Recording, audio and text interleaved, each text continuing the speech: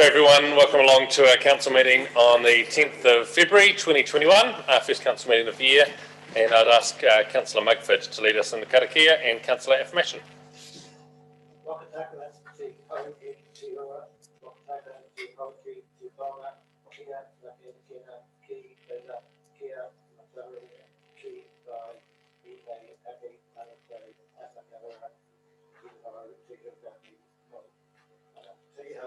Modi order. It is affirmed today that as councillors we will work together to serve the citizens of Selwyn District. We always use our gifts of understanding, courage, common sense, wisdom and integrity in all our discussions, dealings and decisions so that we can solve problems effectively. May we always recognise each other's values and opinions, be fair-minded and ready to listen to each other's point of view in our dealings with each other, and always be open to the truth of others and ready to seek agreement, slow to take offence and always prepared to forgive. May we always work with hearts and well-being of the Selwyn District and its community. Very well. Kia ora, Bob, thank you for that.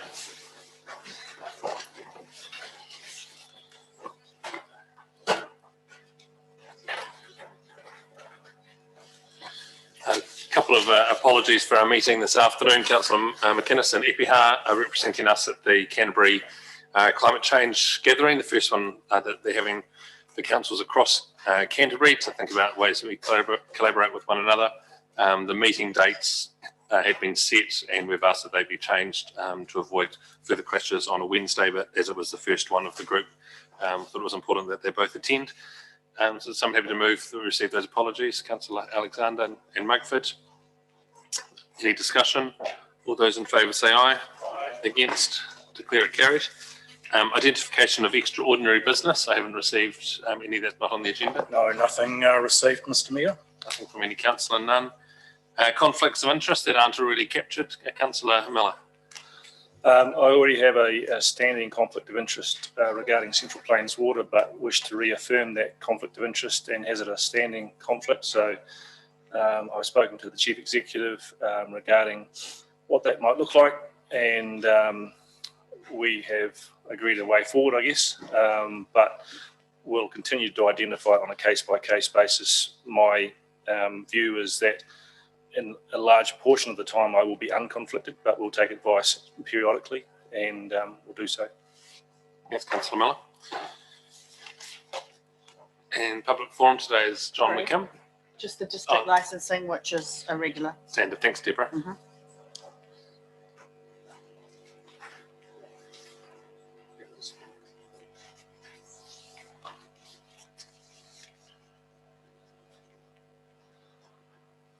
Welcome, John. Feel free to take a seat at the front of the table. Choose which one you like. Thank you for taking the time to come down and speak to us today. The microphone works by pressing the button on the right-hand side. Press it once to turn it on, press it again to turn it off. We try and just have one microphone going in the room at a time. We allow 10 minutes for this conversation for you to talk to us and for us to ask any questions that we might have of you. There will be no debate of the content today, but we may look for some outcomes further along in the meeting. So I'll hand the floor to you. Thank you. Thank you, Mr. Mayor and councillors. You've been able to do without me for quite some long period of time, and I'm sure the old hands will be happy with that. And I do see some new faces round the table. My submission today covers Mattison's Road and Dawson's Road. Now, the first thing, I came in here prior to Christmas and spoke with Councillor Bland, so he is possibly responsible for this, and also to the gentleman whose name eludes me because I'm getting old, who is your representative on the motorway project.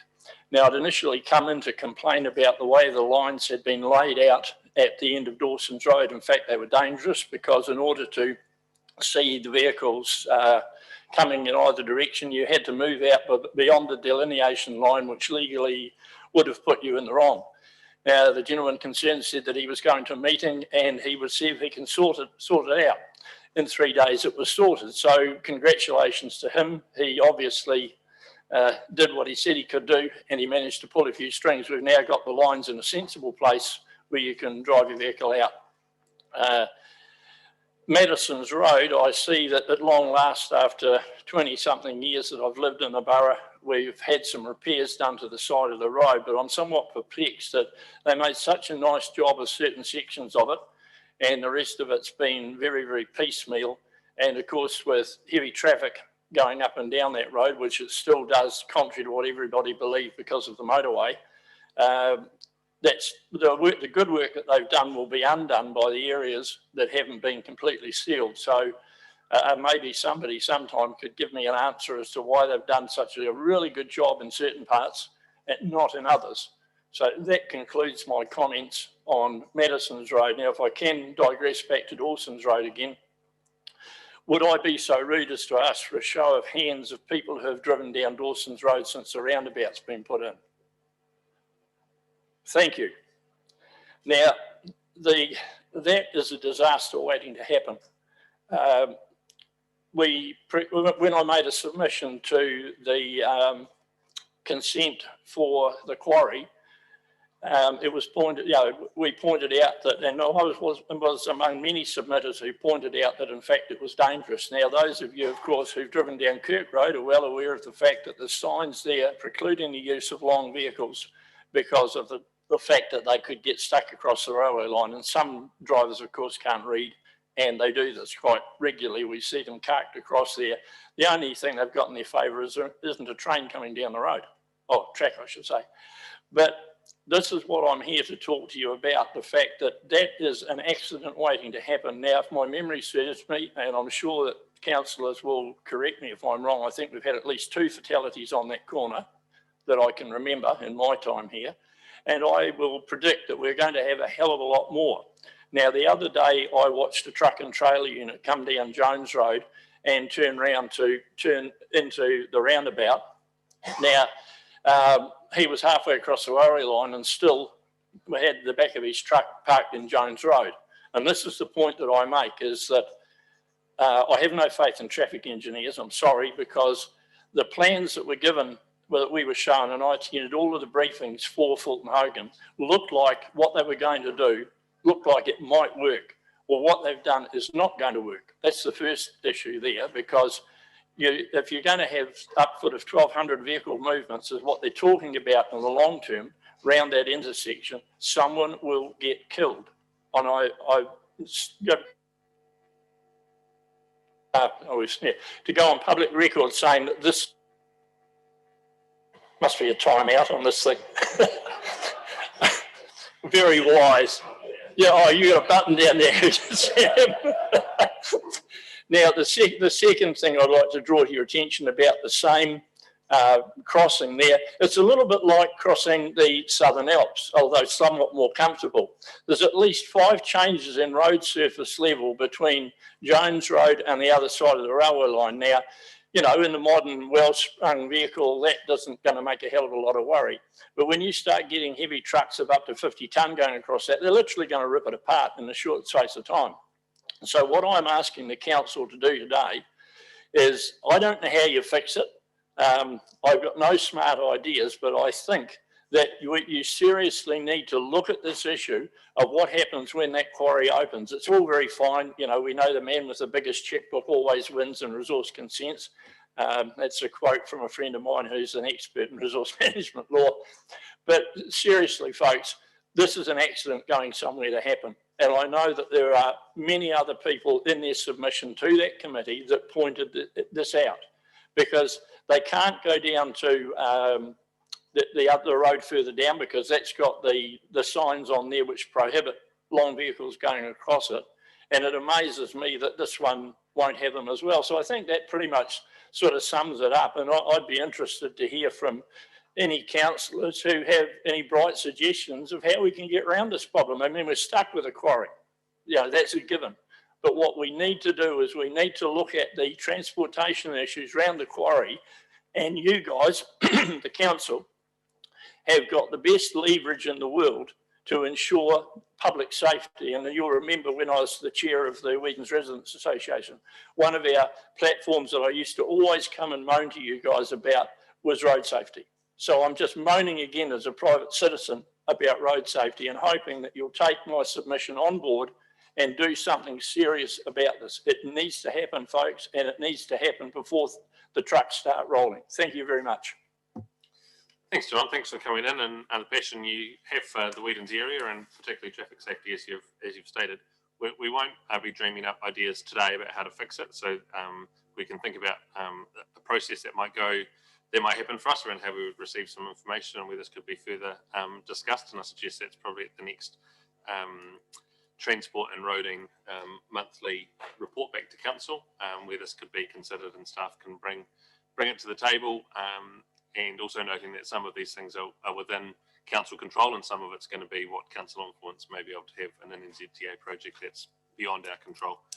There's a couple of councillors with some thoughts or some questions. Councillor Alexander and Bland. Thank you. And thanks for coming in, John. Are you aware that one of the consent conditions for the Fulton Hogan Quarry is that they, at their cost, that the Dawson's Jones Road intersection will be shifted and realigned to be further away from the railway line to give a greater lead-in for vehicles approaching that?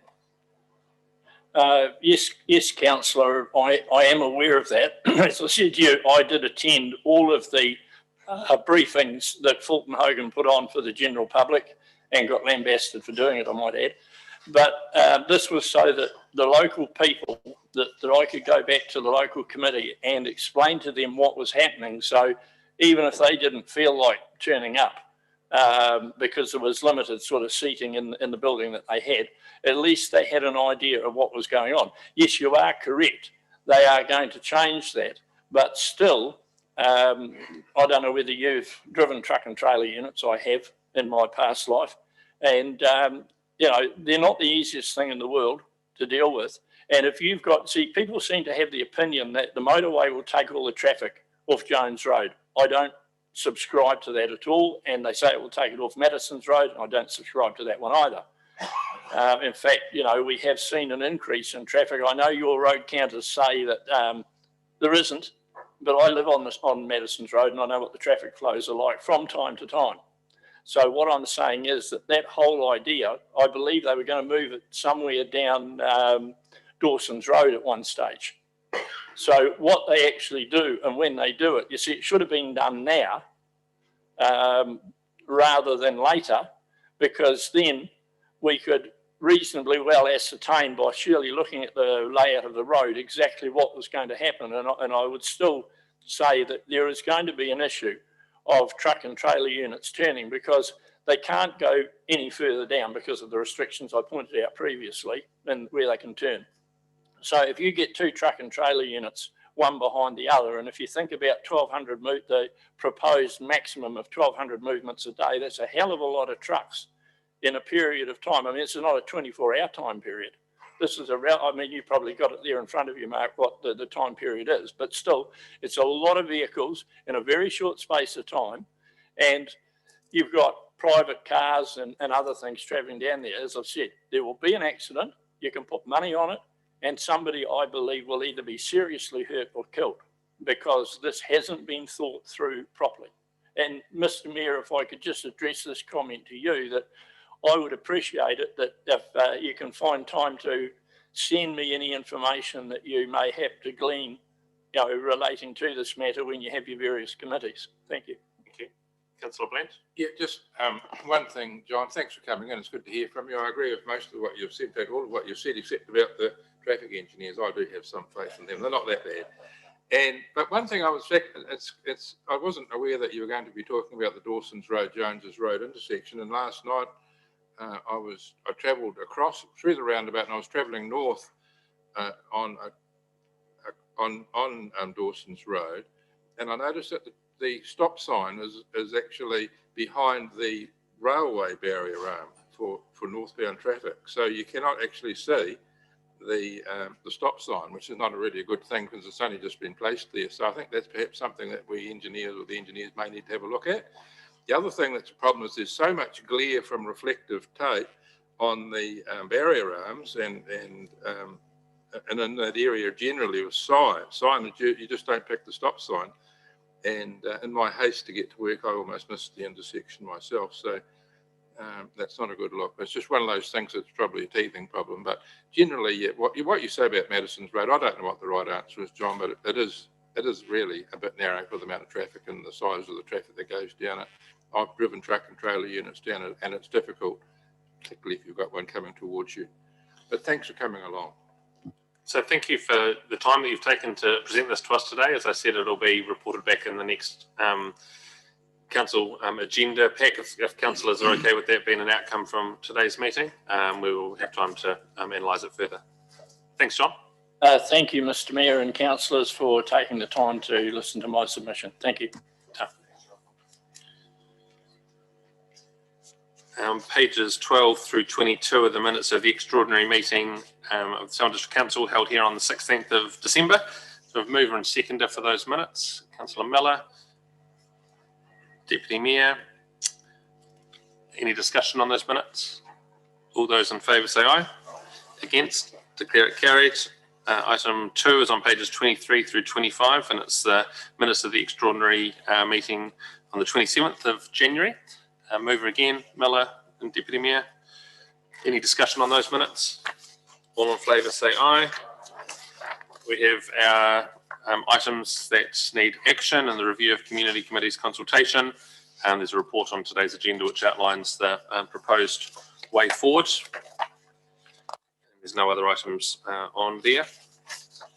The report on page 26 through 29 is my report, and there's a number of things which I've highlighted there, activities, but I think particularly thinking about the government's proposed plans in the next 12 to 18 months and the risk that it poses to us and our community around forced change down the line, and particularly when we think about water and three waters, when we think about nitrate levels, when we think about the changes to the Resource Management Act. They're things that we need to be involved in and are involved in and will stay involved in through to the end to make sure we get a good outcome for Selwyn. There's a meeting that has happened since here, which I just thought I'd report on briefly too, and that's the Regional Transport Committee, and at the meeting where we get the transport monthly update, I'll ask for that to be presented as well so that we can see some of the work that NZTA and the rest of Canterbury is proposing to punt up for funding to NZTA. Some of the projects in there are things that we've been working on for quite some time, and it's good to see them supported in that plan. There were some comments yesterday in the media from some of the mayors outside projects that haven't quite made it into the plan, but there's a lot going on in the greater Christchurch space, and there's particular focus on finishing the work that was done between Rakaya and Ashburton, which you might recall was a couple of years ago. Consultation had taken place and it's gone pretty quiet since then. Seeing the work done from Templeton through to Selwyn Bridge on State Highway 1 through Rolleston was included in there. Work on the State Highway, it's just outside our district, but on the Akaroa Highway. There's a particular focus there from Tautapu around the shore of the lake. And State Highway 73, there's some focus in there from Yaldhurst out to Darfield. So there's the main corridors are all included for funding and future work in the draft, and we will obviously be putting forward a submission in support of those projects, and there may be some others that we think should be there, but it'll be good to have that formalised through the roading monthly report. Are there any questions of that or anything else in my report? Mark? 2 questions. The first of which, not directly in your report, but you're talking about things having moved. I noticed that the portrait of the Queen in the chamber has moved, and seek comment about why that might be. But I'd also like you, perhaps if you're able, to further comment on why we have some mayors complaining about the road transport, the Regional Road Transport Committee's program. It seems somewhat surprising, because these things are not, when I was on the committee, we'd sort of debated and agreed to, that they've found themselves outside of the tent complaining. The Queen's in the room. She's watching over Jenny, particularly closely at the moment. And the Treaty of Waitangi, a print of, will be sitting next door to her once that has been received. And 2 of the key parts of New Zealand as a nation will be represented in this room. The mayors make up their own mind, I suppose, as to what they comment on and don't. Their disappointment was made clear during the meeting, and their comments are in line with what they had said around not having projects that they feel are of particular importance to their community funded. There's many other projects too that aren't in the funding stream or just further out on the horizon than where we currently, where the funding currently allows. So it's up to a mayor, as it is to an elected member, how they might speak to the media. Yeah, it's disappointing that there hasn't been a joint face to that, but equally, if someone asked me if a particular project that was close to Selwyn's heart hadn't made it, I would be disappointed as well. So it's no surprise that those mayors are disappointed. No further questions. I'll move that you receive my report. Seconder, Lehman. Any further discussion? All those in favour say aye. Against? Declare it carries. Next item is Joint District Licensing Committee, pages 30 through 35. And Malcolm Johnson, welcome to the room if you'd like to take a seat up the front. The recommendation is that we receive the report, but Malcolm, if you could just take us through what's probably been a reasonably busy period for you over the Christmas time and different licences and events happening. Yes, it was actually quite quiet over Christmas, but it has picked up markedly now. We've got a big event happening in February involving the Selwyn Wine and Beer Festival. So we have got 15 special licence applications for that.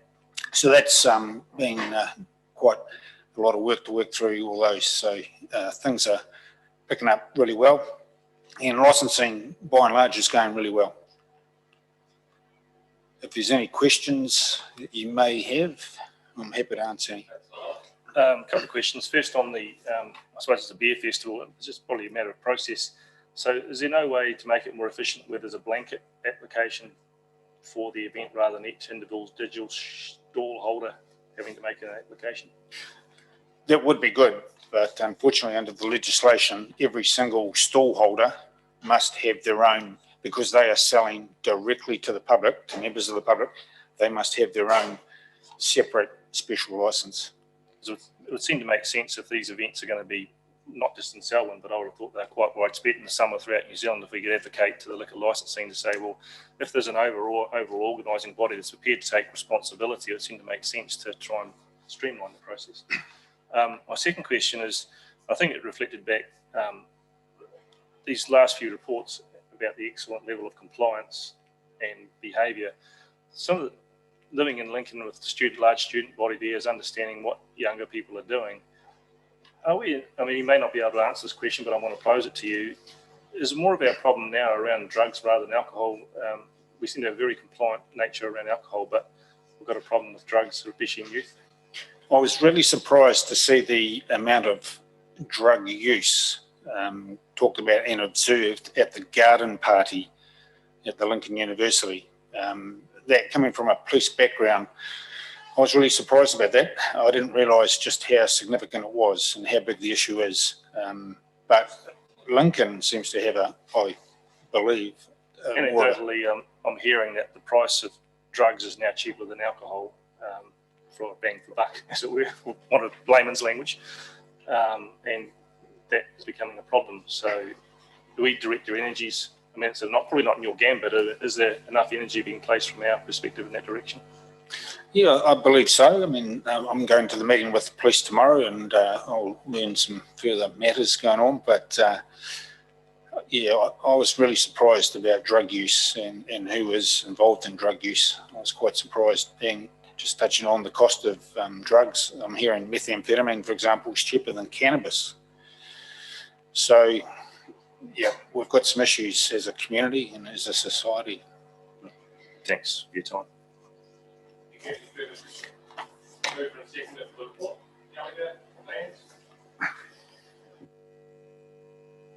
Against? Declare it carried. Malcolm, thank you for coming in and presenting that. Next up is our first quarterly report, the Selwyn, Waihora and Christchurch West Melton Zone Committees. Invite Maria, Kevin, Les and Murray to the front of the table.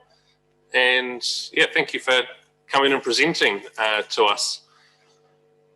There's a lot of work that has gone on in the zone committees over the years, and there's been changes in faces and people involved, as well as some people who have been pretty consistent right through.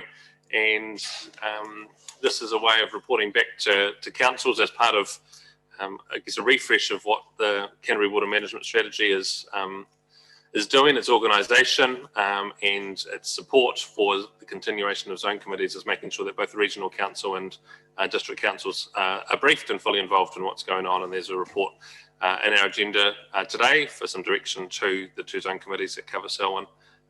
But hearing back from the committees is, for us, is really good for our understanding and making sure that the community understands too. So I'll hand over to yourselves, Murray, and thank you. Thank you, Your Worship and councillors. My privilege to introduce the chairs of the Christchurch West Melton Zone Committee, Chris Brown, and the co-chair of the Selwyn Waihora Zone Committee, Les Manhara. I'll leave it to the gentlemen to talk to their respective annual reports, the 2020 annual reports, and raise their comments on any issues. And they'll be willing to take questions afterwards. So over to you, Les. Kia ora. For those who don't know me, I think most of you do, my name's Les Manhara. I come from Taumuri Runanga. Now, the longest serving member of the Selwyn Waihora Zone Committee. I think not only am I the longest server at the moment, but I think in duration I have been on there the longest than anybody else.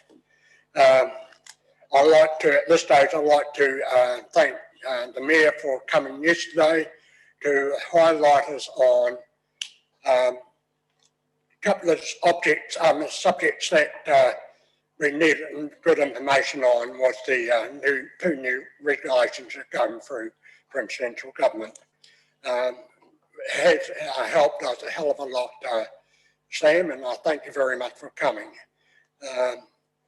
I'd like to acknowledge Nicole for the amount of work she's put in for over the year. Been a real hectic year, and I'm sure we will get a lot more work done in the future. I'd like to acknowledge Elise for being our secretary and the amount of work she puts in. Behind the scenes, there must be a huge amount of work, and she keeps us up to date with our minutes and our other information we need. We had our strategic planning meeting yesterday, and we're looking forward for the next 3 years to see what work we can do to improve our waterways in our rohe. I think we have in the past been given a lot of knowledge and information on what's wrong with the water, but we've never sat down and thought about and worked on what can we do to help improve the waterways. I'm sorry, I also like to mention Fiona McDonald. She's my co-chair, our co-chair, and she apologised for not being here today. Should have been happening at the start. We've done a lot of community work. We worked with community groups this year, and mainly in the planting of trees and riparian planting throughout the districts. Not only the community groups, but we also have done a lot of work with the school groups. I've personally been out with 4 different schools this last year, and I think Fiona and some of the other members who've been out with schools. It's very encouraging to see the young people taking an interest in biodiversity. We spent over the year over 100,000 on immediate steps biodiversity, mainly on, once again, on riparian planting and a bit on trapping of introduced species. Also, we support a lot of projects led by the council, and I want to thank Andy Spanton for keeping us in touch with this. I personally worked with Andy on 4 different projects throughout the district, and I think you have a really hard-working man in Andy Spanton in that area. No, we've done a lot of work. I think he was coming down to Boat Creek and Silver Stream and Yarra here, and this is a lot of programs, projects I'm personally working with Andy. Yeah, I aim for the following 3-year vote for the eternity. Is a healthy Waikiri, that we've done a lot of work on that, not over the last year, but over the last 3 years. Come to the conclusion of that work from the subcommittee, and we're starting to look at where we can put in areas, put in things to help protect the Waikiri. I direct this to have a healthy Te Waihora. That's going to take a lot of work, and probably won't see it in my lifetime or anybody's lifetime in this room. But we will, hopefully, our moho will see the improvements, not only on Te Waihora, but on all the tributaries into Te Waihora. Because if we don't clean up those veins of water to Te Waihora will never get Te Waihora fixed up. The awareness of the private drinking water supply, as Sam pointed out this yesterday, that legislation is going through. And we're just looking forward to see what improvements we can do from the next 3 years. I'm quite willing to take any questions on our report back to us. And I'm looking forward for the rest of the year of having 4 reports to you instead of just coming now and again. Thanks very much, Les, for that. We look forward to. Perhaps, Kevin, if you give your report, and then we'll come to any questions councillors have got. Sure. I'm Kevin Brown. I'm the chairman of the Christchurch West Melton Zone Committee.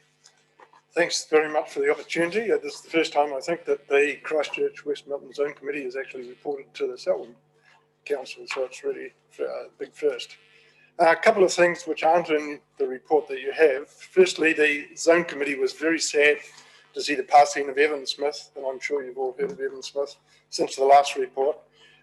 Evan often presented to the Zone Committee in his continuing advocacy for the Red Zone to be restored as a multi-purpose park that promoted enhanced biodiversity, restoration of Mahinga Kai, and to create an amenity for both locals and visitors. He was an ad hoc member of the Zone Committee in our recreation working group. The second thing is the Zone Committee thanked the Christchurch City Council for joining with ECAN to write to the ministers in the new government about urban stream contamination. This was they wrote to the Minister of the Environment, the Minister of Transport, and the Minister of Housing. And the principle that the Zone Committee has about urban stream contamination is it's preferable to have a fence at the top of the cliff rather than an ambulance at the bottom of the cliff. And that's what the letter was all about. It requires kind of a national imperative to change these factors. So those two things. However, the main work for the Christchurch Zone Committee during the latter half of last year, we held a series of 3 workshops to put together the 3 top priority areas for suggested resourcing through the Christchurch City Council's long-term plan. There was lots of discussion, as there are many areas that can benefit from more resources, but a consistent theme was the quality of the urban streams, and this came through as our first priority area. In the minutes that we sent to the council, there are some focus areas such as sediment and erosion control, mainly for the Heathcote and Pawaho, sustainable urban drainage systems for stormwater, support for Mahinga Kai projects, particularly since normally if water is fit for Mahinga Kai, it's normally of good quality, and management of weed pests in urban waterways.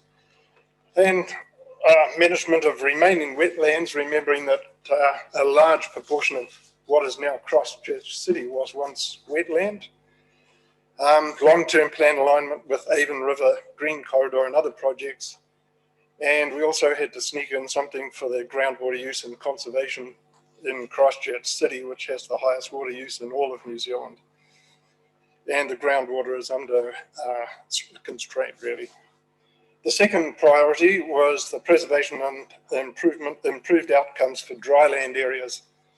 In the public eye, dryland biodiversity is the poor cousin when compared to wetland streams and rivers. However, the Zone Committee has been funding through the Immediate Steps program the preservation of dryland areas, and the hope is to eventually have a dryland park, and we've put a lot of money into McLean's Island and some other areas around close to the Waimakariri, where there are remnant kowhai trees that are more than 100 years old in the middle of the grasslands, and this is a dryland area, and a lot of it is disappearing and being converted to dryland. So since 2015, we've put in just over $100,000 into trying to maintain some of these ecosystems and the start of putting a dryland park together. So that was the second. Our third priority actually is for resourcing was to really support the first two priority areas by engaging with the public. The suggested focus areas could be ongoing support for the Community Water Partnership. Christchurch has joined. ECAN is, I don't know whether, is Selwyn joined the Community Water Partnership? Pass? Don't know. Okay. Christchurch City has joined. ECAN is thinking of joining. It's a bringing together of all of the groups involved in water into a consulting body, if not consulting is the wrong word, a body that is considering all of these things. Engagement with community groups collecting data, sharing of data. We thought was very important, sharing of water data between City Council, ECAN, perhaps some of the consultants. At the moment, it's very hard to get any decent data between any of these groups. Regular education campaigns that lead to behaviour change.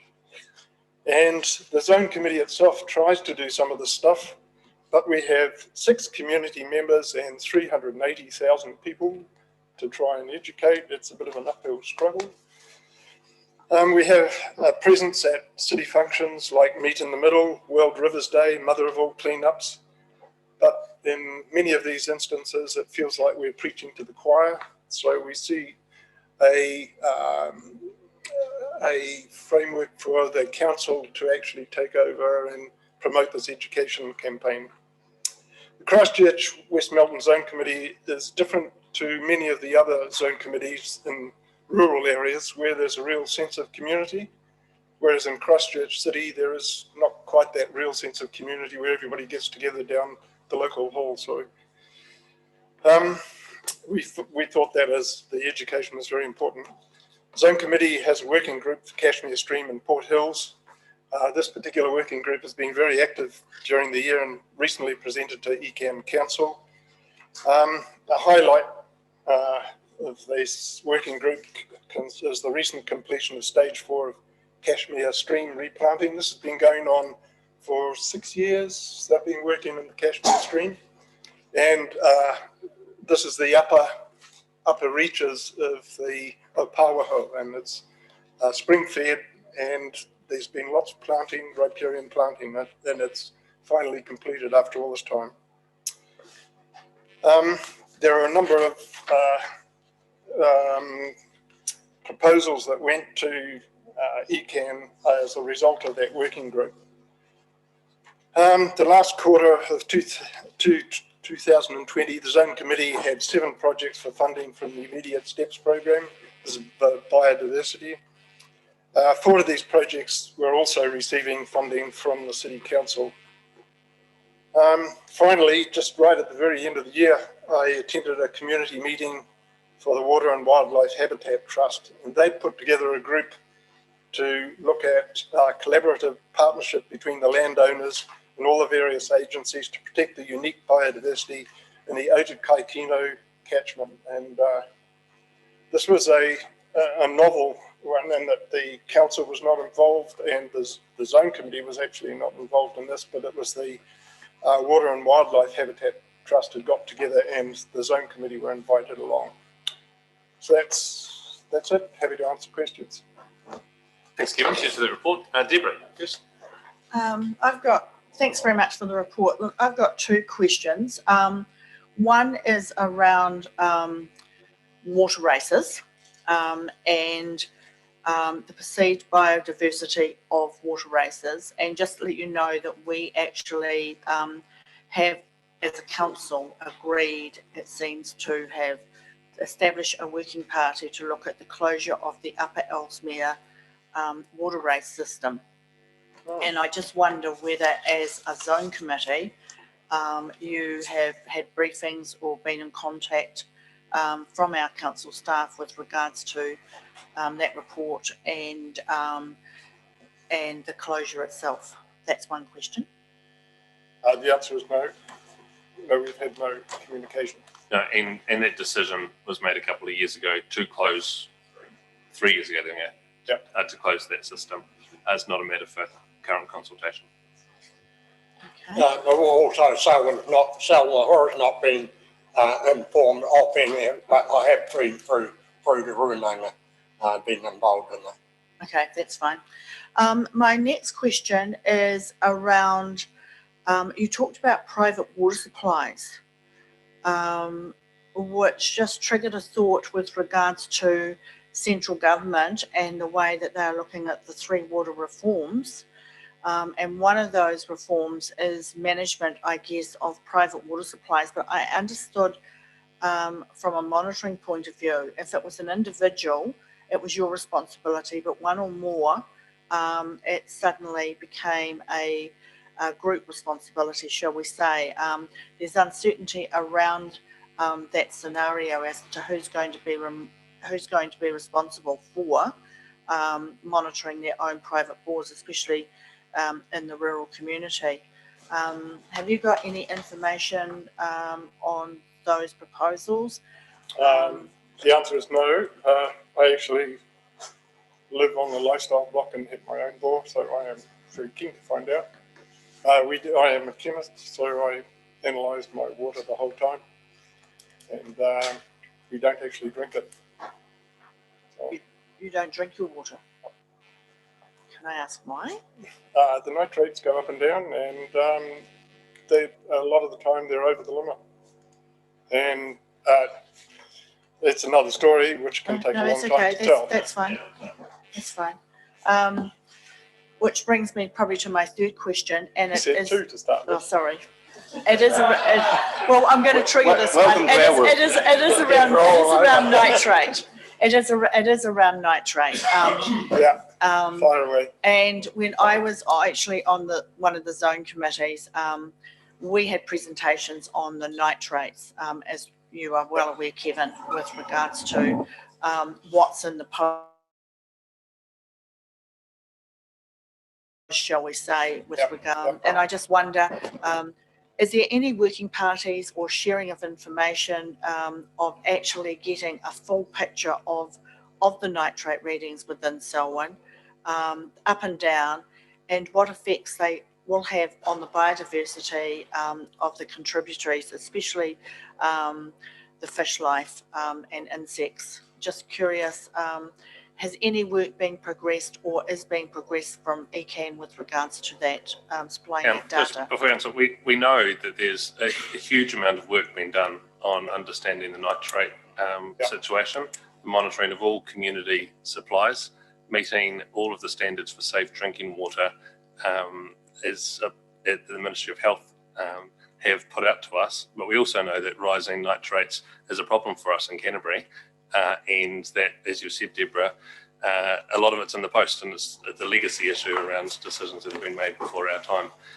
So I don't want to go too deep down that at the moment, because there's a piece that I think Murray Washington can report back to us, and it's going to be future discussions around particularly the private supplies and understanding the nitrate risk that's there. But it's drinking water, it's fresh water, it's in our rivers, it's in our water races, and I think to ask whether or not there's any work being done just undermines decades now of work to understand the problem and the work that both zone committees are trying to do to address it. So I just don't want to undermine I would just mention one thing. The zone committee was worried about very low levels. As you're aware, there's the Danish study which had very low levels, and through some considerable pushing of both the council and ECAN, A letter was written to the Minister of Health, and the Minister of Health has now put forward a proposal for research into the relationship between low-level nitrate and colorectal cancer in the Canterbury region. So something has been done, and the Zone Committee started that. Yeah, kia ora. Good to see you both, gentlemen, and presenting. Kia ora especially, Les. Good to catch up again, as always. Look, I do have 3 questions and perhaps a clarification statement. No, I'll make a statement first. Just clarification on the water races. It was something that I know when I was on there that I brought signalled, and I remember Murray speaking to it at a meeting directly, so it has been discussed around the table previously. Les, if I can concentrate on Salmahora Zone, because it's the one I know obviously best, progress on farm environment plans. I know it was very pleasing, and I guess that uptake is continuing to meet those requirements, and the breakout of farm environment plans always was very positive, and I'm assuming that trend's continuing. And while I'm on that topic, congratulations for continuing the workshops around the zone, the drop-in sessions, which was always well received at the time. The other one, I guess, is, and you've noted it in your report, is the loss of 2 very long-standing and very experienced members, and I guess that refresh process, whether you see that being a little difficult now to get industry representation with the challenge of forest and bird to conflicts of interest, whether you see that as an issue going forward to get the industry represented around your table, so that we've got what started out in the CWMS as an inclusive process. And sorry to load these all on you in one go, but third one is really the effect, and it might be early days for you, but where you see the discussions going on the essential freshwater package and potentially that changing the CWMS, whether that's a body of work that you'll have going forward. Sorry, threw a lot of questions at you in one go, and you may not have the answers for them all today, but yeah. The first one on the closure of the water races and working to Murray and been keeping us well up informed on that. We, as you said, he presented to us a couple of times about the water races. A lot of information given. The farm environment plans, that's an interesting one to me, because that really has started off with Munaroo Ranston.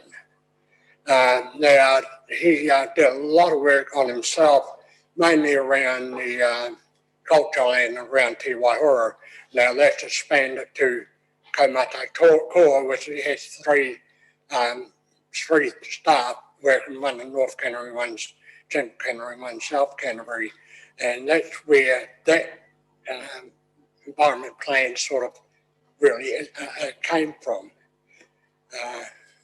And no, without Mananui there right at the start, I don't know where we would have been at this stage. Sorry, Stephen.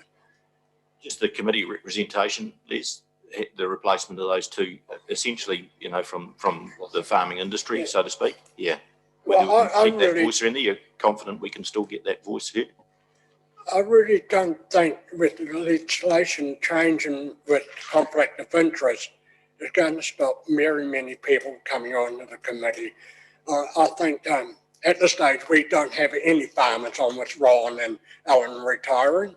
We do have one farm consultant. No, she's not a consultant. Well, she worked for some lake. Then we also had Megan there till she retired, till she got on to Environment Canterbury, she's a farming consultant. Now, I think we need, with a refresher coming up, at least, hopefully, we get a couple of farmers on, because I think we really are quite a diverse group of us, but at this moment, we're not, because we haven't got no farming industry there. We also like to point out how diverse we are. We do have members on 3 zone committees, so that's another plus for us as well. We have Christchurch, West Melton, Bankston and Ashburton, so we're able to work across 3 zones to get to get an idea of what's happening around the whole region rather than so on Wahara.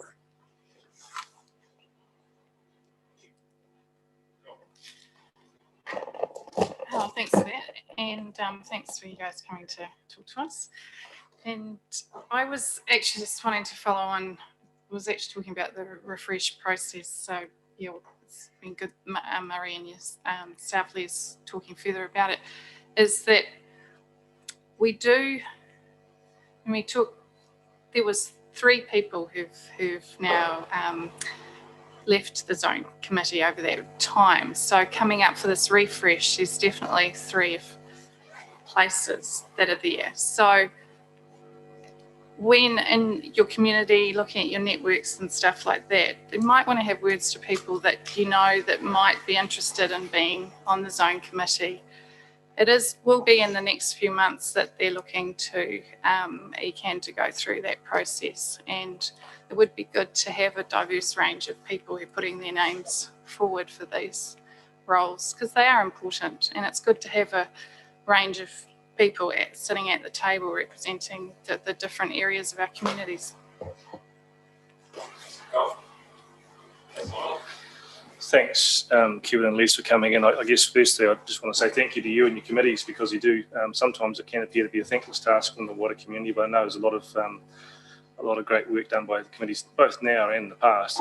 One of the strengths, in my view, has been the diversity around it. And I like Murray, am a wee bit concerned that some of that diversity may be taken out of the committees with their own conflicts. And, you know, I think it's not healthy to have just the pure view that you like and not the angry voice at that side. And I'm sure you've had plenty of angry voices at times at your committee meetings. But one of the things that perhaps, Kevin, you might be able to just straighten me up on, I just maybe got the wrong end of the stick when you said that, you know, Christchurch City had this community water partnership. From our perspective, or my perspective, I thought that's what the CWMS was. And that was the place we go to talk together about water. I'm a bit afraid, unless I got the wrong end of the stick, that there's another tangential or satellite organisation trying to form at the side when we're invested in the CWMS and having this collaborative relationship here. Yeah, no, I don't think so. I think it's just a bringing together of all of the different people. I think that for a start, the legislation, only the zone committees have a direct access to the councils, and it's just bringing together all of the different people that are involved in it. There's a lot of community boards like the Avon Community Board, and it's just bringing them together to share some data. It hasn't happened yet. We've yet to have any sort of meeting, so it would be interesting to see how it does turn out. I don't think it'll mean a diluting of the zone committee's structure or power. Not that we have any power, but well, I guess that'd be my concern, is that we've spent so much time and energy investing in this group as a primary group of direction. That maybe they should be coming to the committees rather than somewhere else, because it certainly, when I understand the time and resource that ECAN and the councils have put into this, it does concern me, I guess, what the NPS freshwater might mean to our work and what we've done and what the good things we've already done. But again, I'm just putting a personal point of view. No, it's a good point. We shall wait and see. And it's like to say on that, I'd like to see a precise place where you can go to, and this group should possibly be it. Like I was saying yesterday at our hui, that we don't know where to go to get all the results of the water testing, because there's so many different areas people are doing it. So, but then you go on to your own website, I find it very, very hard to find information on a particular waterway. And I know you're doing testings there, but I can't find that information. So a one-stop shop could be set up for all this type of stuff, I think.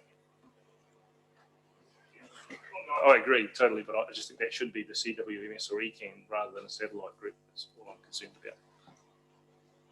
Thank you for the report. It's great to have this discussion, and obviously having them quarterly is going to mean that some of the things that we discuss will be really relevant to the things that you've done over the intervening 3 months as well, which will be good to focus on, and also thinking about future projects and things that you're going to be completing. Biodiversity has come up in the conversation, and I'll just note for councillors, there's 2 dates that have been put in your diaries for understanding biodiversity across Selwyn. One is a lowland, wetland morning, and the other is a highlands, the wrong word, a hill land, a midland, and upper, more dryland biodiversity day. And so those 2 days are in the diary, and Mario is our biodiversity ECAN connection. I'll talk with you more about that.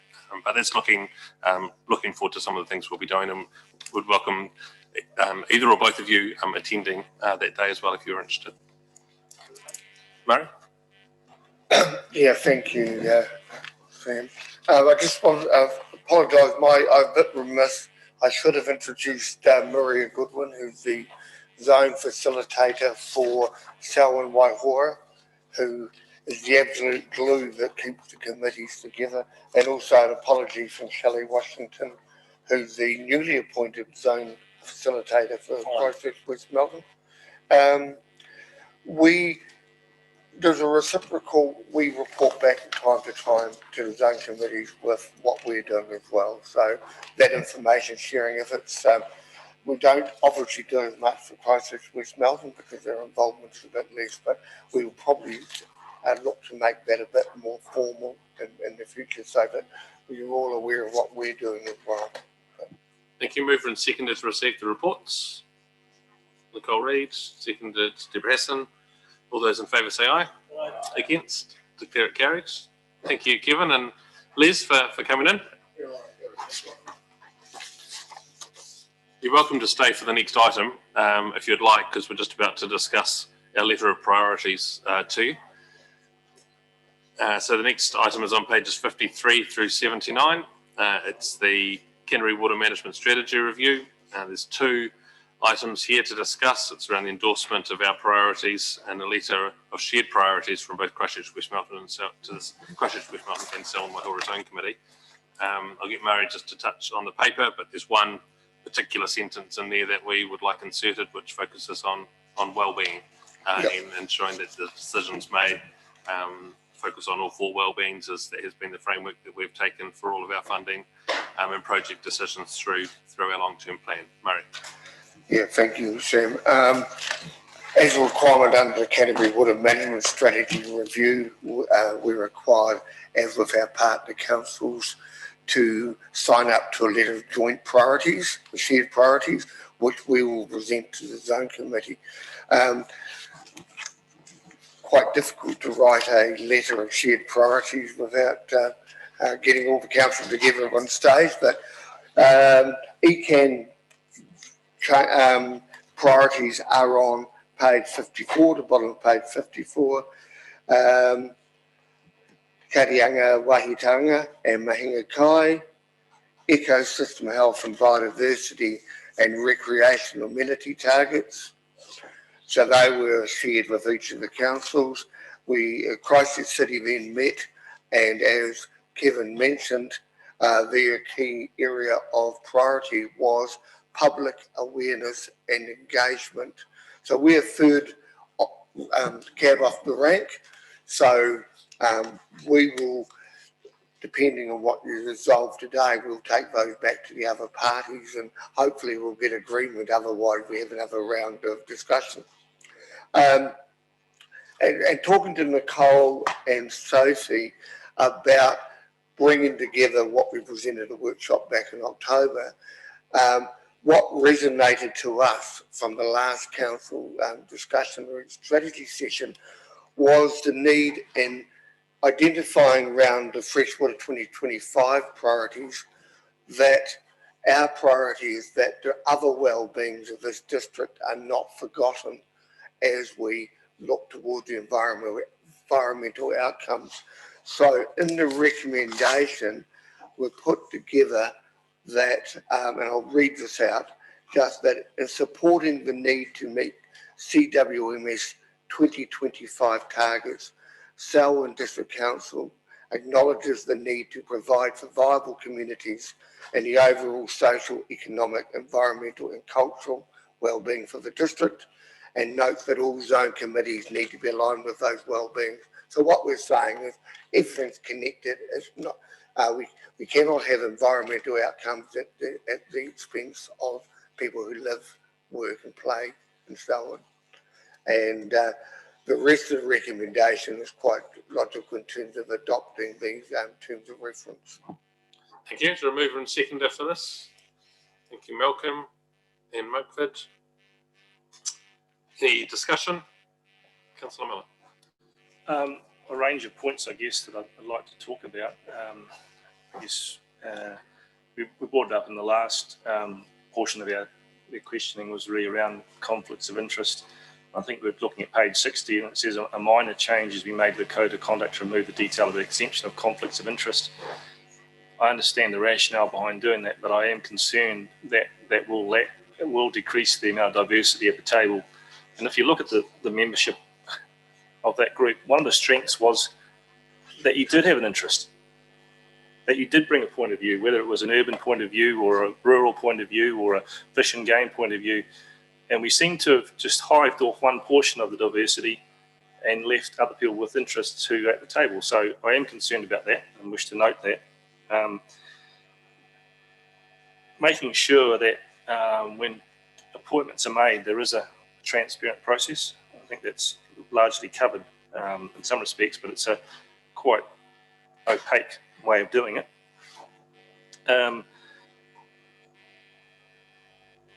Page 77, it's the question really. It says that there's asked about removal of fish barriers to fish movement. Is that saying they want to take some of the fish screens out of the water races, or what does that actually mean?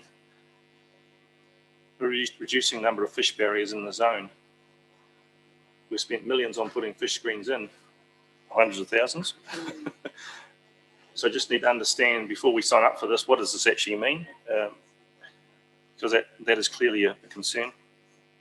One of the statements about delivering the community's vision for freshwater, I think Canterbury in particular has spent a significant amount of money and resource and some really great work by the zone committees developing a system which the NPSF seems to be undermining. Can those two work together in harmony, I suppose, is the question. I think I'm just making sure I cover all my bullet points in one go. I think that's just about, that's it. Yes, thank you very much. Yeah, I would struggle to answer the question around the fish barriers, but I may ask Maria, do you have a comment on that?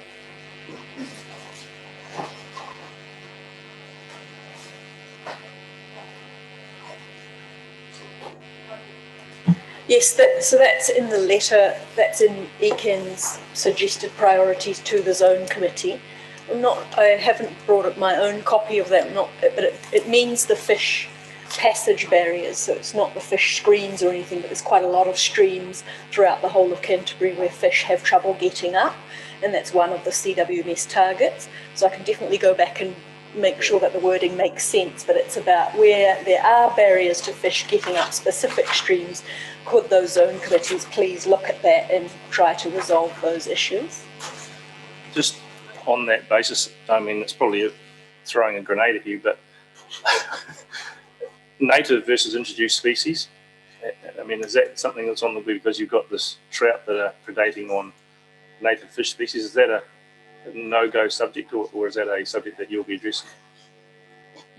Yeah, well, that's one of the key issues, of course, that is being debated by all the committees and all of society, I guess, through the CWMS targets and the new legislation. So, the zone committees, from my perspective, that's just such an amazing group of people that do debate these issues, and there's no easy answer to any of those. So, in relation to this specific sentence, it's just taking the CWMS targets, which have been agreed to by all the mayors, and saying, please implement these. So yes, within each of those, there'll be some quite contentious debates, I would imagine. I just want to reassure you, I'm not anti. I am really a great supporter of what you're doing, but I just want to make sure that we do ask the questions. Yeah. Thanks, Grant, for mentioning that, because it's triggered something. Just with regards to the culverts that we have under our roadway, and even culverts that go into private property through the lowland streams and creeks and drains, quite over a period of time, they do seem to be eroded away and are sitting a lot higher than the stream bed itself. And I just wonder, is there any plans afoot to actually make adjustments from our roading team, or there needs to be from our roading team to adjust all of those culverts? So that might be a roading question for when we get the roading report then, rather than one of our priority to the CWMS. Deborah, happy that gets addressed, but Murray, maybe if that comes back during your roading report and we can touch on culverts.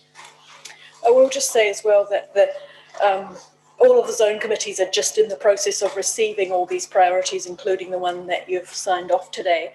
And so the committees themselves will have all sorts of questions about, well, how will we implement those priorities in our zone? And I would imagine that they'll need quite a lot of information and presentations to answer exactly that kind of good question. So I think it's sort of the next phase of, right, well, we've done this much, what's next? And what do we need to know as a committee to help answer some of those tricky questions? And so if we can do that as part of our own reporting, then it's about giving the zone committee information rather than them asking, what is the data on that, Deborah? So thanks for bringing that up. Murray?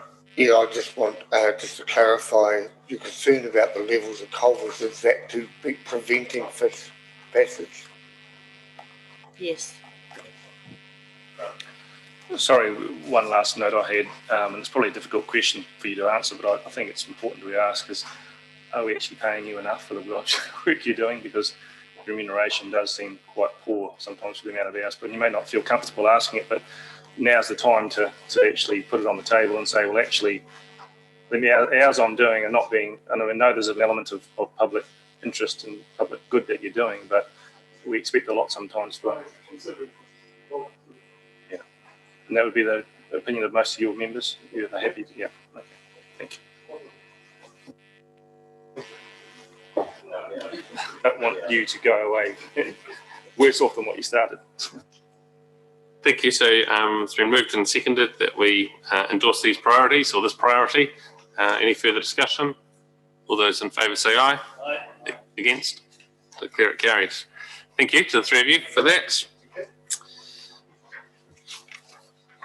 Item number 5 is on pages 80 and 81, amendment to the Treasury Risk Management Policy. And Kelvin, this is a matter that's come through the Audit and Risk Subcommittee, and Councillor Lemon and Councillor Alexander moved and seconded it. Is there any questions that we have of Kelvin? All those in favour say aye. Aye. Against? Declare it carried. Item number 6 is Community Committees Council Next Steps, and there's a paper for information prepared by Denise as a follow-up from the decision we made end of last year. Moved Councillor Malcolm Lyle, seconded Councillor Lemon. Is there any discussion on this paper? I think it's really good to have the information about where we're going. So thanks Denise and team for this. All those in favour say aye. Against? Declare it carries. Well, I guess I am happier now that there's more communication and then it's given the communities a chance to understand it. I don't think they was well understood before. And just some feedback from councillors. Well, I've been to a number of meetings, and so have other councillors. They've reported back that community committees are starting to understand the rationale better now than what they did before. It doesn't mean a wholesale disestablishment. It means a change of focus. Some may disestablish, some may join together, and some may become incorporated societies. So I think after the initial flush of anger, because if we're really honest, probably lack of our ability to explain it to them, there is more of acceptance now of what it means and the opportunity to talk to staff about it. So I think thank you to Denise and her team for taking some time and allowing people to understand what it means for them and what it might look like in the future. Thanks, Grant. Councillor Macbeth. Yeah, thanks Denise. And went to a meeting at Windwhistle yesterday afternoon, and there is still a lot of confusion, and I think this will bring a lot of that to a head. But I still think that we need to really work with the communities and with the same voice. That's the thing that concerns me. We all have to know exactly where we're going, what we're doing, so that when there's not mixed messages, which there seems to have been through one way or another and through not knowing. And I think that's really important in the near future, is that as councillors we all have the same voice and the same staff. So maybe that's one action from receiving this report now, Denise, is in the same way that we receive roading and water monthly updates, there might just be a report back monthly on this as to the activities undertaken and the types of conversations that have been had, just so that as councillors we're aware of the spread and depth of that. That would be okay? Okay. Thank you for that discussion. Item number 7 is on pages 87 through 111, notice of requirement from Shelburne District Council for new Prebleton Recreation Reserve. Moved Malcolm Lyle, seconded. Jess, you can take a seat, if you want.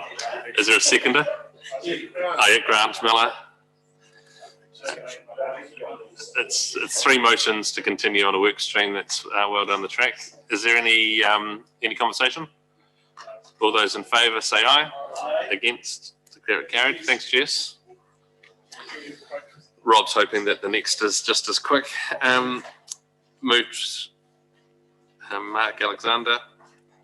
This is on pages 112 through 114.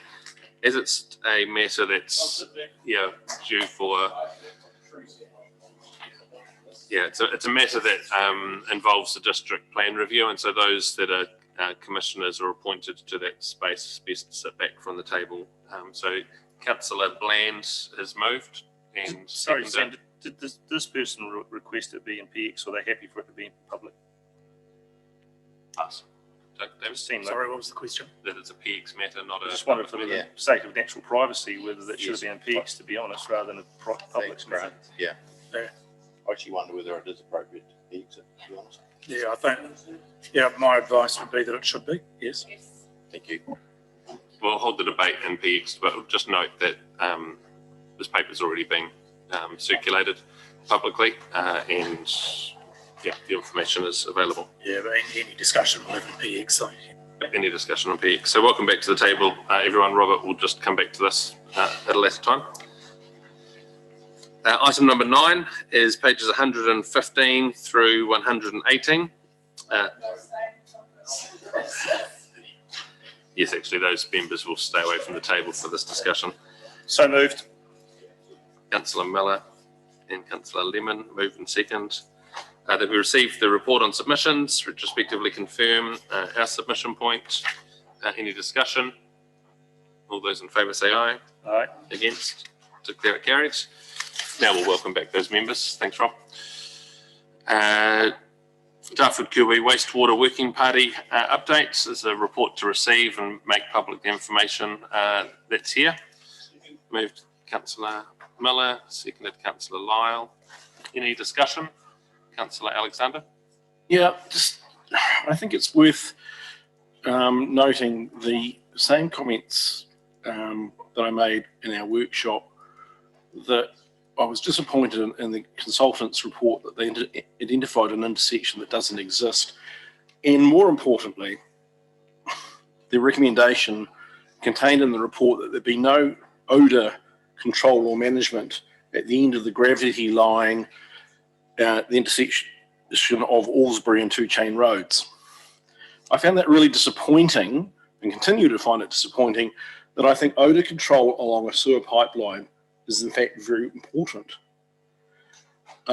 Many of those sitting here today were not involved when the sewer was installed in Ralston, and particularly as it was just installed and there was low flow conditions, odour was a very large issue.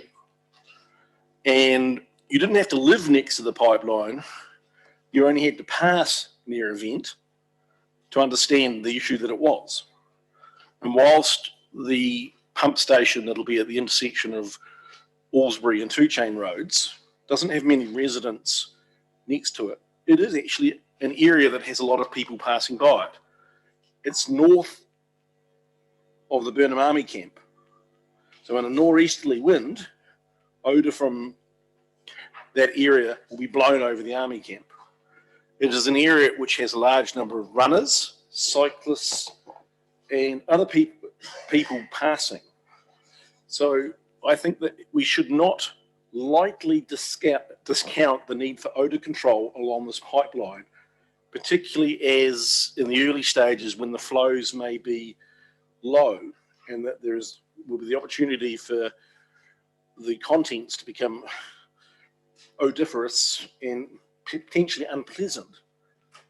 And this report recommends that nothing be done. I don't actually agree with it, and I think that's a very silly recommendation. I'm happy to accept that we accept this report, but I think we should not lightly discount the need for odour treatment. Thanks, Mark. We're really receiving the report and for us to get involved in the technical aspects of what's been done. I think it's probably outside the scope of this meeting.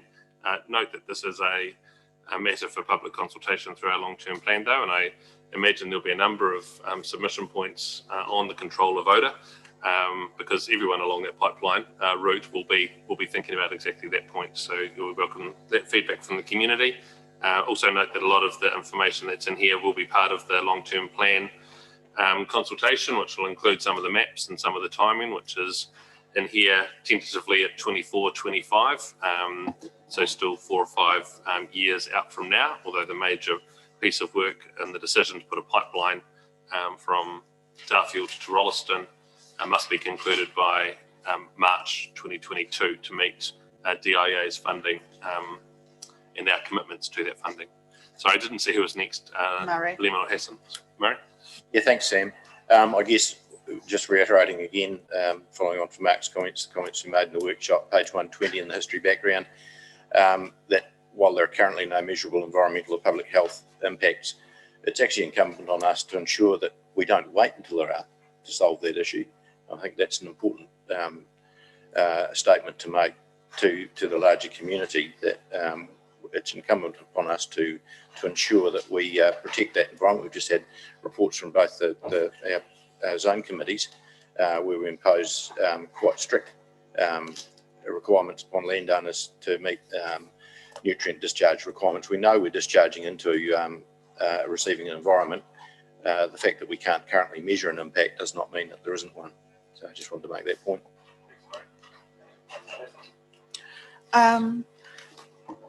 I have, I guess, a query with regards to the fact of the length of the connection from Darfield downstream through to and collecting Kerwee through to Burnham.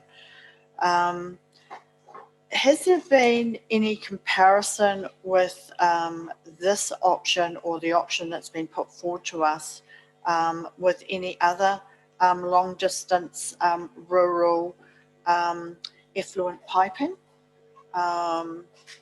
Why I'm asking this question is that I've recently become aware of the distance between Manapuri and Te Anau, and about a couple of years ago, a new pipeline from Te Anau through to Manapuri has just been put in.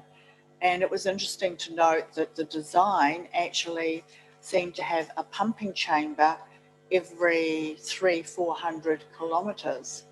Every 300-400 metres, shall I say, with some sort of looked like odour control outlet. It was quite prominent in its design.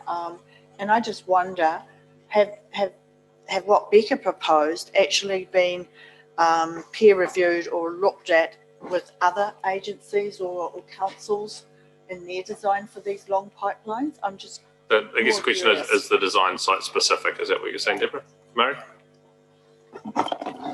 I'll just add that I've got all confidence that the 4 consultants using the project have got vast experience in pipelines. Similar issue a number of years ago when I was down central was with Wanaka's new wastewater supply. Exactly the same concerns that in the early stages would have very low flows.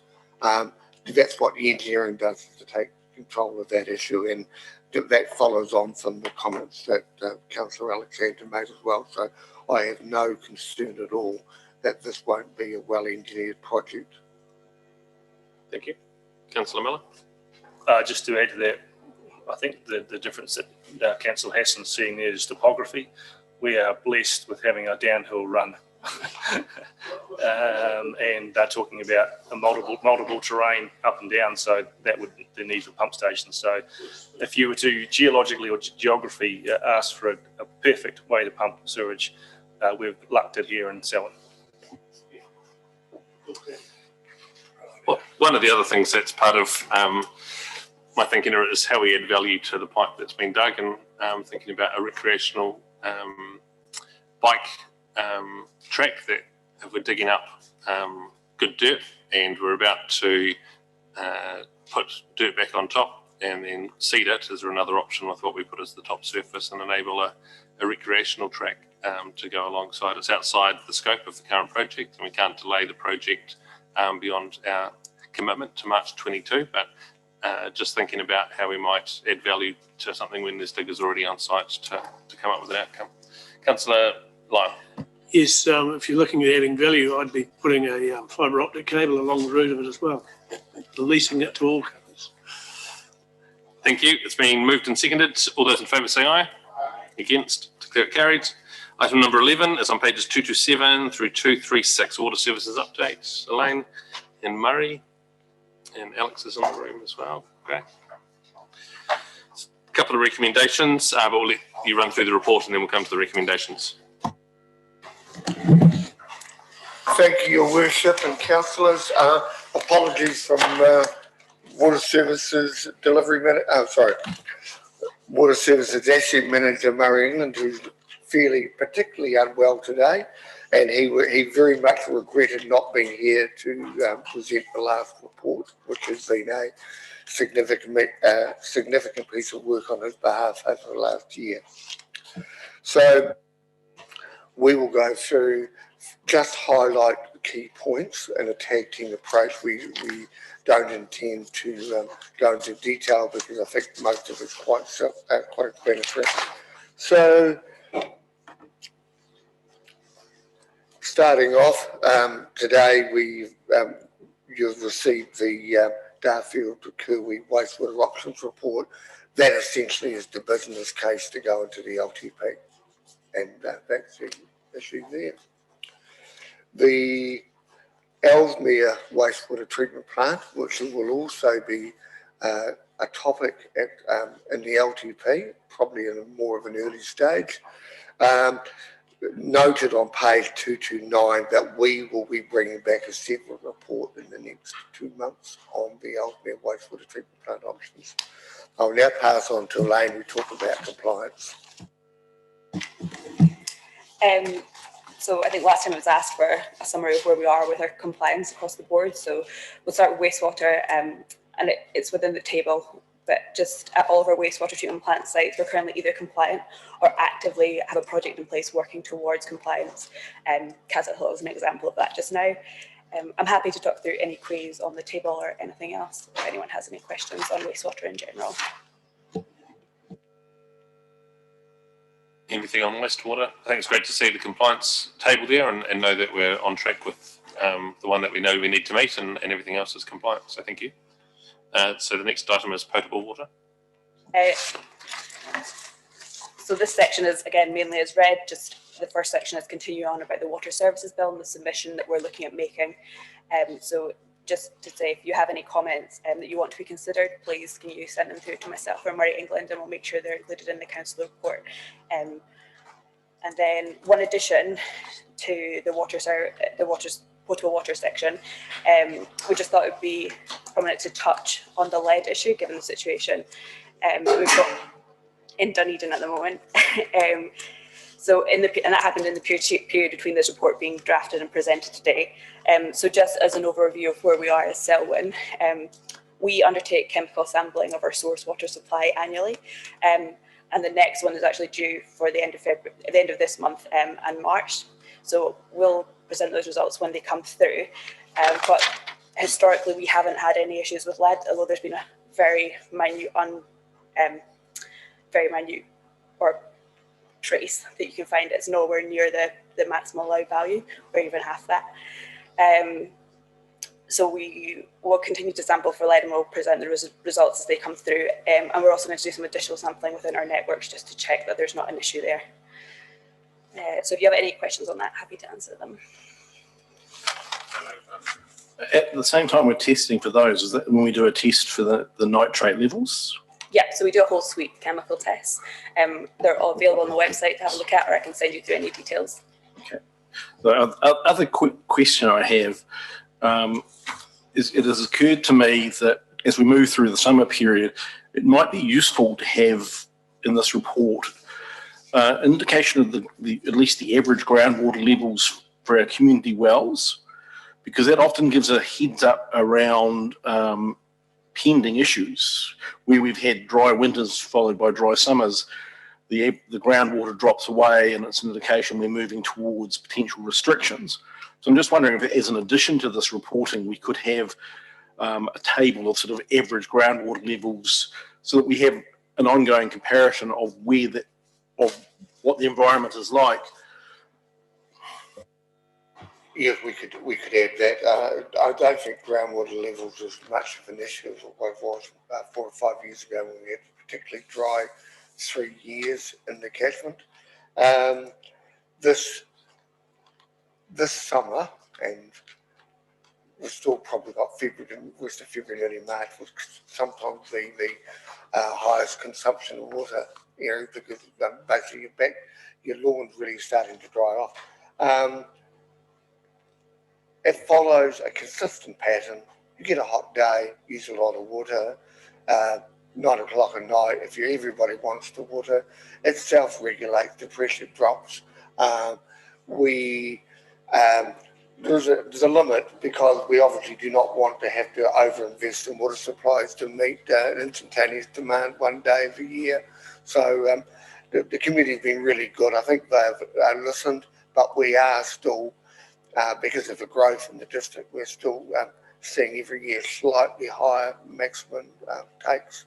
But we do, because we're in a fully metered regime, preference is not to have to put restrictions on people who are actually paying for it. So we really are still in that voluntary phase.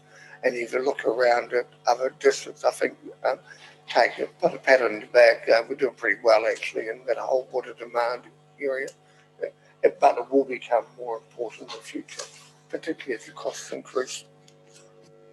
There's obviously the issues with Dunedin's water have made headlines over the last few days. Just wondering what the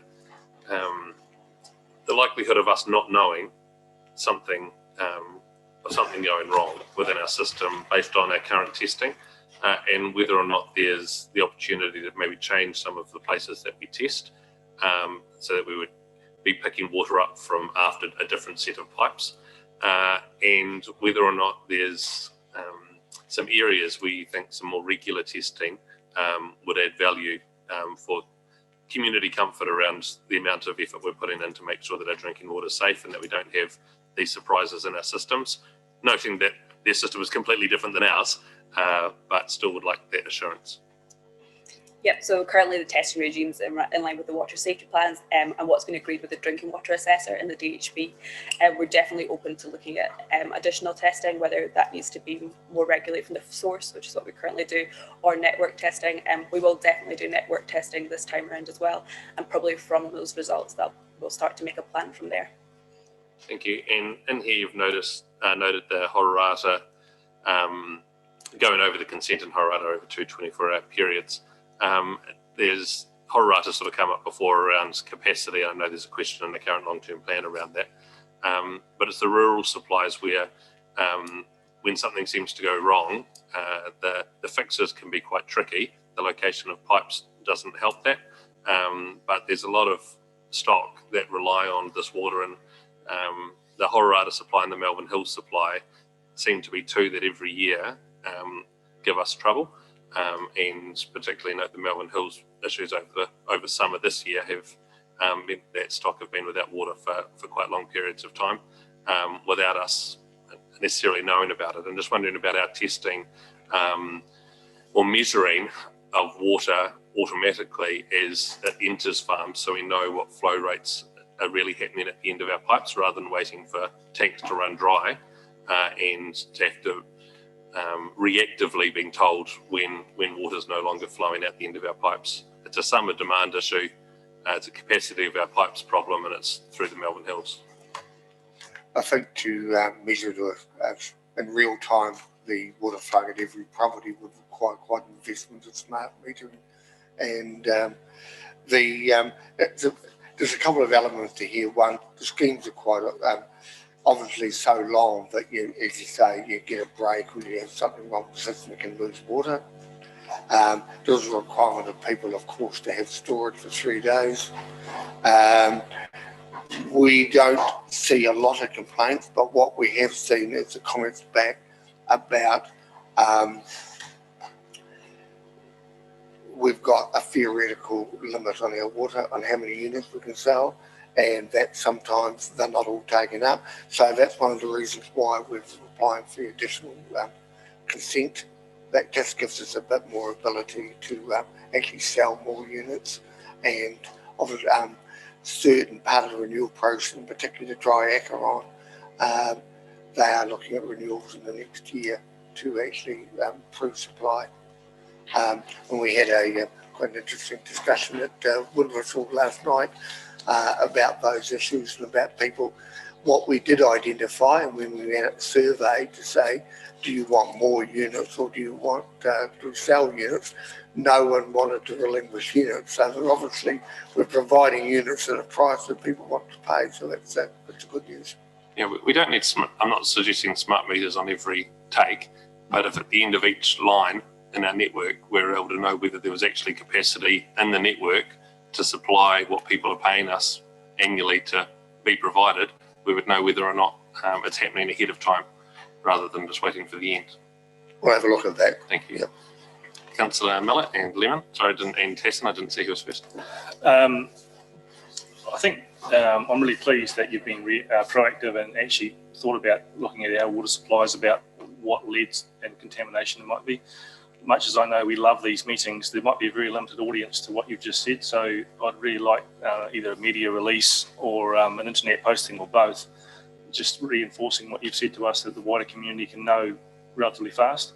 So I think that would be really helpful. Just reflecting on Les's comments earlier on, if you go to the Southern District Council website, what button do I push to see how's my water? Is there a button? Is it easy to access?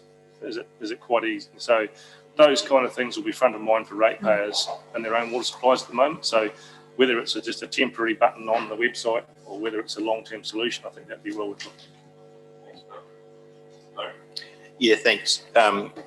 Elena Murray, I guess there's two-pronged attack to the situation in Dunedin Council, and that was one, the issue of the contamination, but the second one was really around the process of reporting, and just perhaps a comment around whether you've run a scenario or looked at your process to say, well, how would our contractor report this back to us? Is there a hole in the system? Would we have been caught in the same situation? And it's always a good opportunity, isn't it, to look at your neighbours.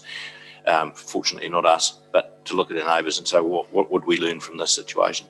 Just maybe some commentary. I'm sure you've done something. Just note all our test results coming from the lab go to our water quality officer, but also to two other staff, plus the water services email address. So we had a minor incident a number of years ago where someone was on leave and the backup didn't quite work as well as it should. So what we did implement at that time was, if it was a failed test, that the lab would ring the staff member direct just to make absolutely sure that it was a live person on the other end of the line. And so, yes, that is something when we read about the need, we thought, well, I think we've got a relatively fail-safe. There's always something go wrong, but you can be fairly confident that we keep a really good track on our testing results. That's the level of professionalism I knew you were going to bring to this conversation, Murray. Sorry, to add to that as well, and this is for you, David, as governors, we want to know and require that information ASAP to ourselves without delay. And I think sometimes because it's nearly Christmas time or something else is going on, sometimes there can be a delay in sharing that information. So just to reiterate that we would expect to know that, even if there's not a council meeting scheduled tomorrow, that you would let us know of those things as soon as possible. Councillor Hassan. Just a query on the Dunedin situation. Within our older communities, do we actually have any lead pipe feeder systems for our water supplies? No. We don't. No, that solves that problem. Do we next have any, do we take from any water source where the contamination can possibly come from a disused rubbish dump? Not that I'm aware of, and that's probably, old rubbish dumps go back 150 years, it could be places, but no, not that I'm aware of. And remembering about a year ago when after the Fox River scouring, our solid waste manager did a review with ECAN of all closed landfills and whether there was any potential for them to be exposed by floods. So my answer is I do not think so. Okay. And my next query is around the water races. I look at the table 4 for water races and response to non-compliance. There seems to be a series of non-compliance for fish screens. Can you elaborate on that? We'll move down to water races soon. No, just hold it. We'll do land drainage and move through the report. Is there anything else on potable water? No. So land drainage? Yes, and just you're aware of our plans in the long-term plan to look at the governance and structure of the way we do land drainage on further looking at the rating database, and we realised that there was probably a wee bit of work to be done to get that in tune for this. Too early for this first year of the LTP, where we're looking for the second year of the LTP in terms of the rating system.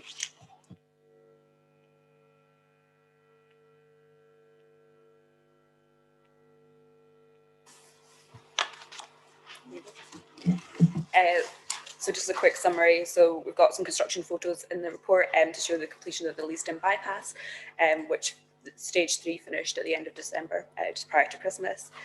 And let you know that consent's been lodged for stage 4, but we're working through a little bit of complex land negotiations there at the moment. So that's ongoing.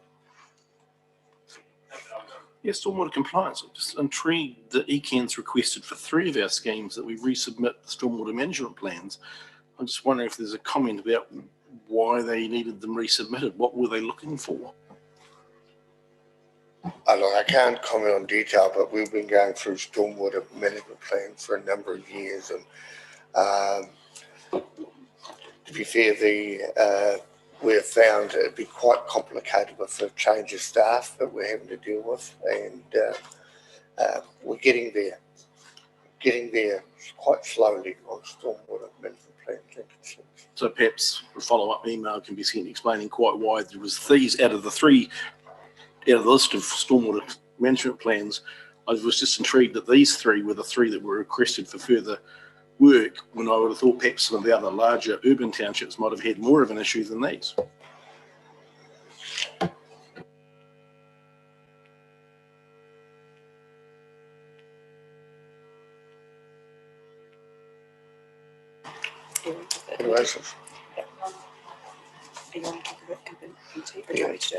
Just mention the water races.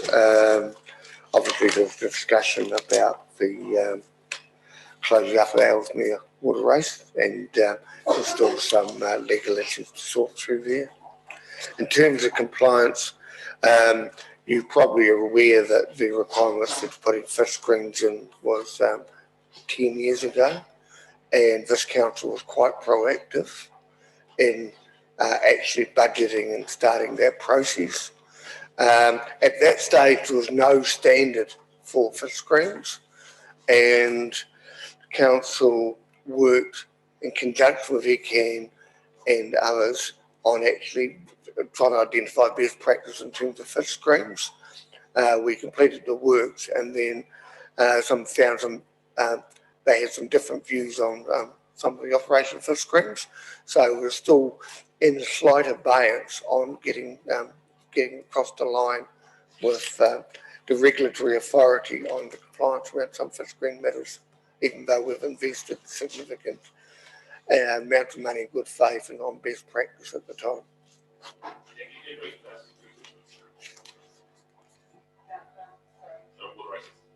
Oh, yes, about the fish, non-compliance for the fish screens.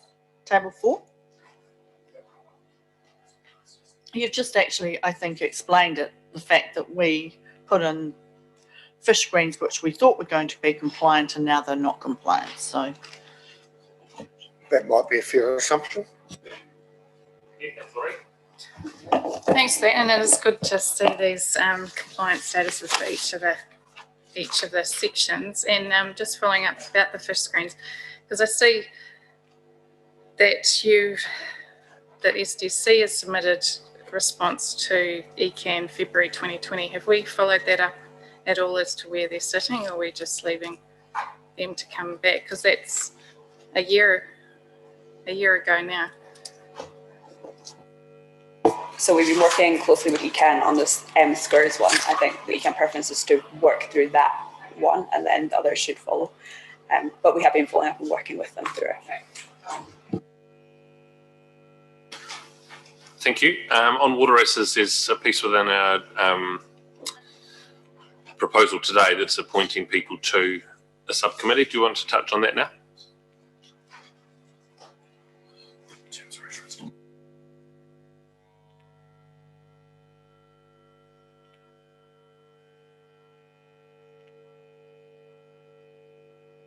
Sorry, without Murray England here, this is a little bit with him, but we're just looking to progress the closure of the Upper Ellesmere Water Race Network that was noted in the 2018 long-term plan, and there's still a few pieces of that puzzle to put together.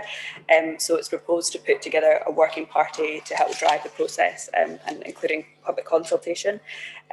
So it's hoping that we could get some representation from council today to look at that and put a proposal forward for a council meeting in April. If there's any volunteers. So just wondering whether you want just a councillor to work alongside you, or whether you want a formal subcommittee of council, in which case, not that this is a big deal, but we would want to have a terms of reference for that subcommittee, so we're really clear on the expectations of them and anyone joining that committee. Happy that we might appoint a couple of councillors into it, but if all you need is a couple of councillors to lean on, then we probably don't need a full committee. I'm just wondering what it is you're looking for and what you think we need. Yeah, I'm not sure what Murray's intent was, but I would have thought informal was the way to go. I don't think you need another formal committee of council in terms of reference. A working party would be the way to go. And what I suggest is people who are interested in the subject, plus if you've got any external people with great knowledge of water races and their networks, that would be very helpful. And whether we needed that today, we could follow up later on.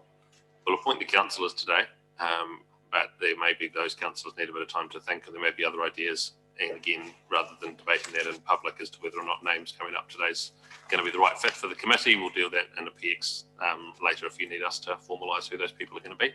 But are there a couple of councillors that have thought they would like to put their hand up for this? Mr. Lemon, you've been... It'd be good to have someone else involved as well.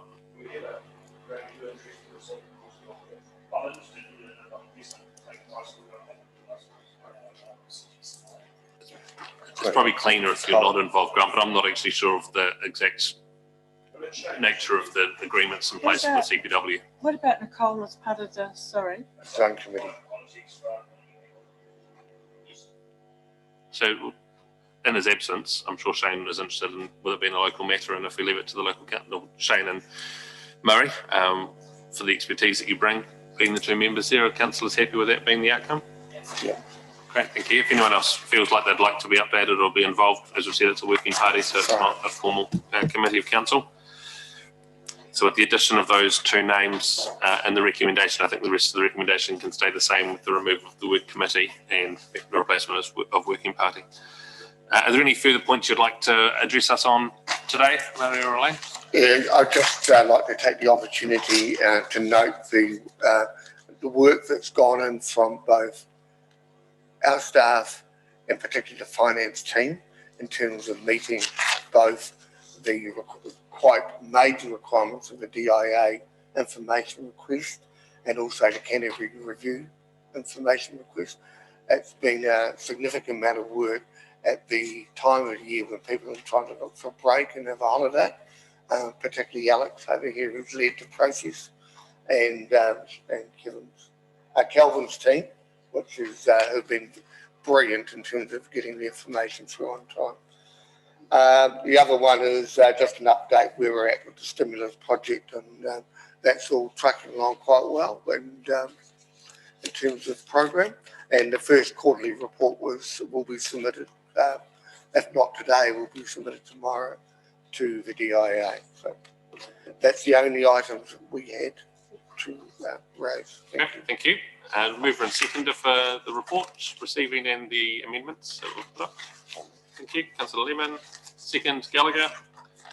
Any further discussion? Can I just make it? Yes, Councillor Lemon. Yeah, thanks, Sam. Look, a number of us, it's not quite on the report here, but a number of us were lucky enough to attend a tour hosted by Cyclone just prior to Christmas of water treatment plants. And I'd just like to acknowledge, firstly, the work, I think, Gareth, the work that your team have put into that and the professionalism of those plants and the coordination of that work that's gone into improving the quality of water delivery and safety to the district. And certainly from my perspective, it was very heartening to see that level of work undertaken and the work that was done. So you just like to make that comment as well.